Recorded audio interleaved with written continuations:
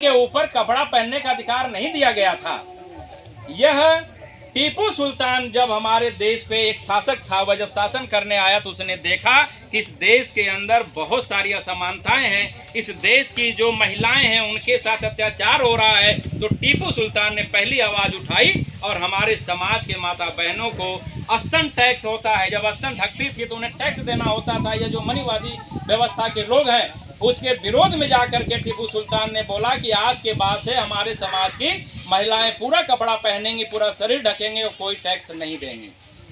उसी कड़ी को आगे बढ़ाते हुए जब बाबा साहब डॉक्टर भीमराव अंबेडकर जी ने जब उन्हें अधिकार मिला, आप लोग को पता होगा कि 15 अगस्त 1947 को हमारे देश को आज़ादी मिली। इसके पहले हम लोग गुलामों के गुलाम थे। कहने को भले आज आज़ादी के 75 साल लगभग होने जा रहे हैं, लेकिन अभी भी हम लोग गुलाम हैं।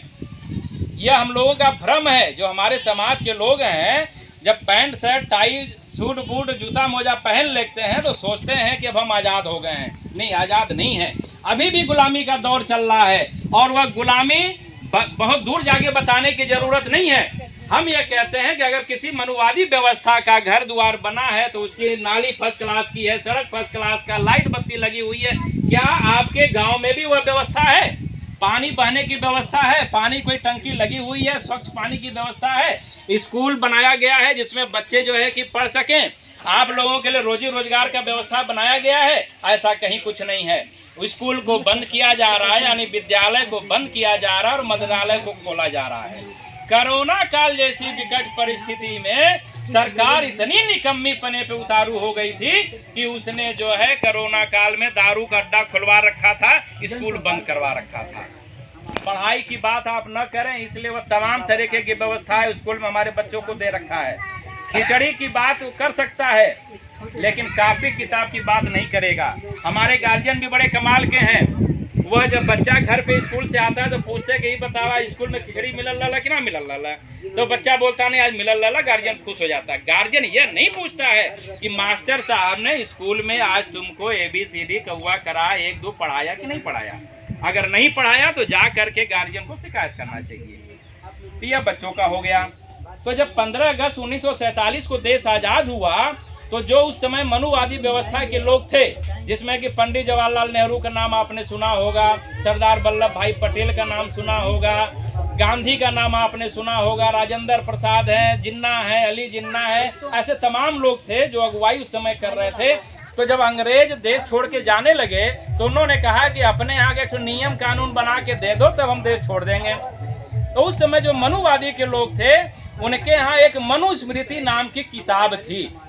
मनुस्मृति वह किताब है जो यह कहता है कि SC ST OBC और माइनॉरिटी, मतलब दलित हों, अछूत हों, पिछड़े वर्ग के लोग हों, उन्हें पढ़ने लिखने का अधिकार नहीं है, शादी ब्याह करने का अधिकार नहीं है, घर द्वार बनाने का अधिकार नहीं है, संपत्ति रखने का अधिकार नहीं है, हथियार रखने का अधिकार नहीं है, खेत खलिहान रखने का अधिकार नहीं है। उन लोगों ने जब अपने में राय मनसौदा कर लिया तो पता चला कि पढ़े लिखे कहने को तो सब हैं। गांधी जो है कि लंदन से पढ़ा हुआ था, बैरिस्टर था।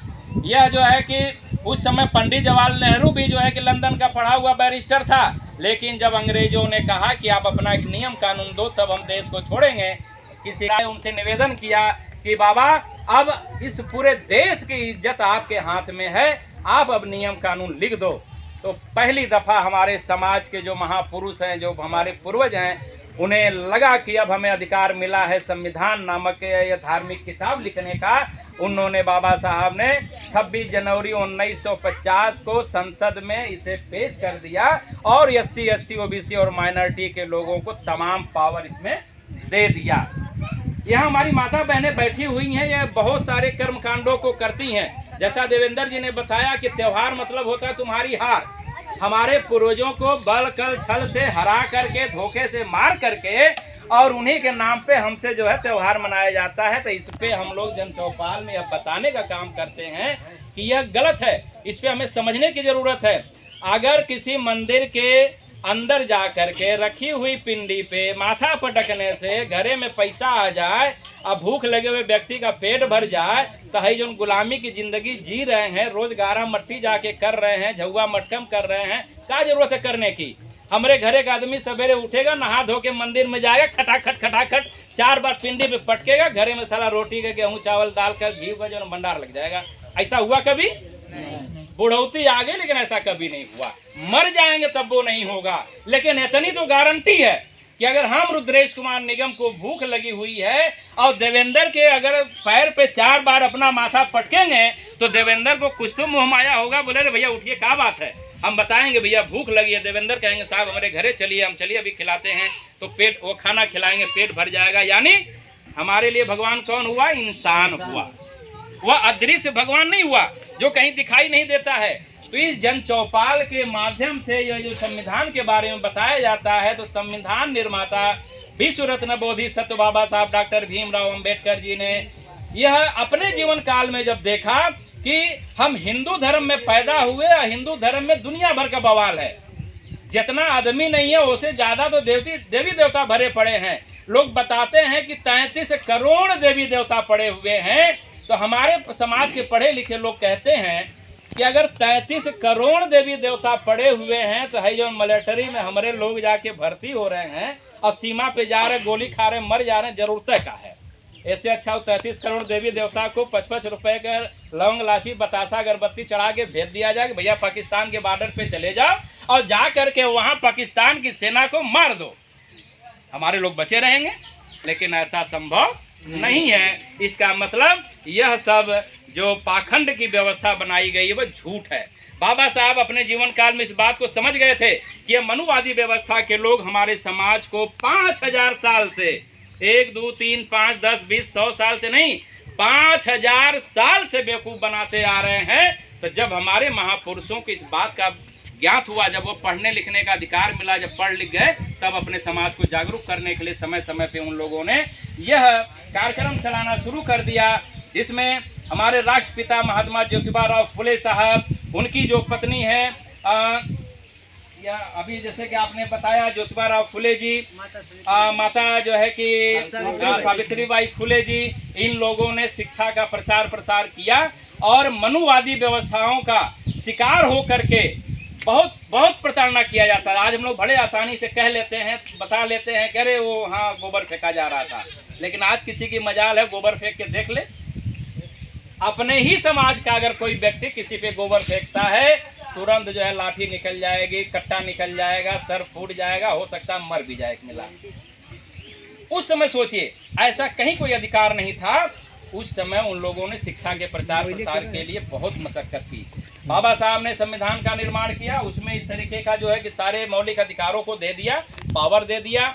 आज बाबा साहब की देन है, संविधान की देन है कि आज हम लोग पैंट शर्ट या जो भी सूट बूट पहन रहे हैं, शौक श्रृंगार कर रहे हैं। हमारी माता बहनें जो है एक से एक जो है कि शौक श्रृंगार करती हैं, लॉकेट पहनती हैं, कान का बाली, नाक का यह अगरम बाइस पहनती है। बाबा साहब की देन है, यह किसी देवी देवता की देन नहीं। पहले तो बात समझ लेने की जरूरत है।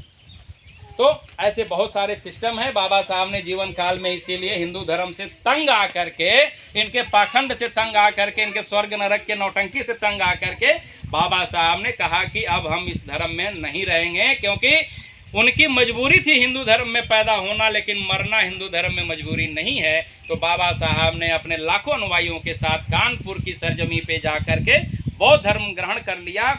और बौद्ध धर्म ग्रहण करते ही बाबा साहब ने 22 प्रतिज्ञाओं का जो है कि आविष्कार किया और अपने समाज को बताया कि इन 22 प्रतिज्ञाओं का पालन करो और आज के बाद से किसी के आप जो बहकावे में मत आना, पाखंड के, आडंबर के, अंधविश्वास के चक्कर में मत आना, तब आपकी ज़िंदगी खुशहाल रहेगी। अन्यथा मनुवादी व्यवस्था के लोग ऐसे ही हर महीने कभी कभी जागा जागा बोल करके, जय माता दी बोल करके, चलो भोलेनाथ चलो, चलो सांवरिया चलो, ऐसे कह कह के ज़िंदगी नरक बना देंगे और आदमी दिन भर कमाता रहेगा। हमारे समाज की महिलाएं जो है ज्योतिया के नाम पे, करवा चौथ के नाम पे, छठ के नाम पे वो पैसा बर्बाद करती रहेंगी। तो बहरहाल हमारा विषय यह नहीं है कि आपको करना है नहीं करना है, कि जहर पीने से आदमी मर जाता है।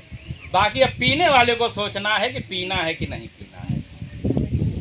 बाकी ये जो 4 पन्ना दिया गया था उसमें बहुत कुछ लिखा गया है। हम चाहेंगे कि उसको आप लोग पढ़ें, घर में पढ़वाएं, नहीं पढ़ सकते हैं तो बच्चे से पढ़वा लें।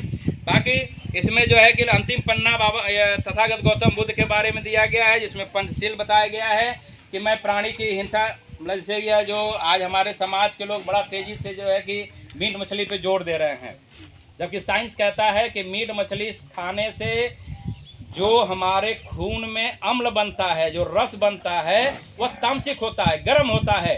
और जब गर्म खून बनेगा तो खोपड़ियों गर्म रहेगी, और जब गर्म होगी तो भाग भाग के कहाँ जाने का मन करेगा?